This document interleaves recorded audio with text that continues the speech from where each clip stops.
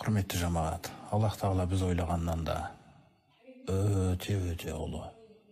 Біз Аллах Тағаланың қадірін, Аллах Тағаланың Құранда түсірген білімін, айтқан нәрселерін бәрін абайлау керекпіз.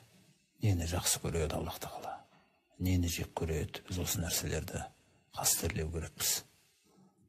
Әрдайым қандай да бір жұмыс қолыңыздан келіп жатса, отбасыңызда қандай бір жетістіктер болып жатса, ұлдарыңыз бен қыздарыңыздың саны көп болып жатса, жақсы істерден кішкене жасай алдыңыз ба? Жоқ, Аллах Тағала нәсіп етіп, өте көп жақсылықтар жасадыңыз ба? Кішкентай садақа бердіңіз ба? Көп садақа бердіңіз ба? Біреуге қандай да бір күшті көмектер көрсеттіңіз ба? Осы істеріңіздің күллісінен кейін тек қана аузымыздан бір-ақ сөз шығу керек. Ла хаула ва ла қуввата илля билля. Аллах Тағала арқылы ғана болмаса, менде ешқандай күште, қуатта жоқ. Бұл сөз жәннаттың кілті, құрметті жамағат. Себебі бір шайқаста пайғамбарымыз саллаллаху алейхи уассалам Абу Муса әл-Ашғариға айтқан екен. Абу Муса деген кезде, мен оған Аллахтың елшісі алдыңдамын, ләббәйк деген едім.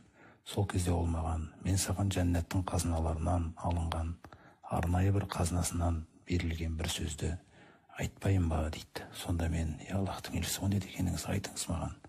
Ата-анам сіздің жолыңызда төлем болсын деген едім. Ол кісі ла хаула ва ла қуввата илля билля деген сөз дейді.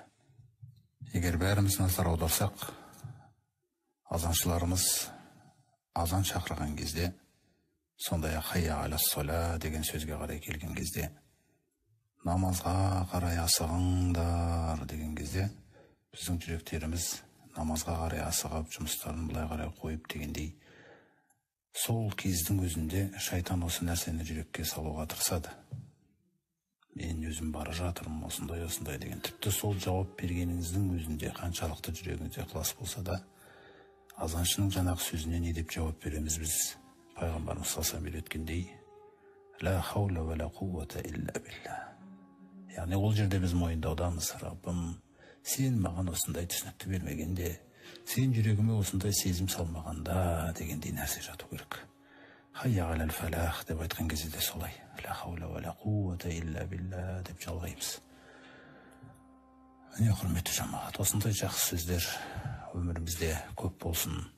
Аллах Тағала бәрімізді жаман қасиеттерден сақтасын.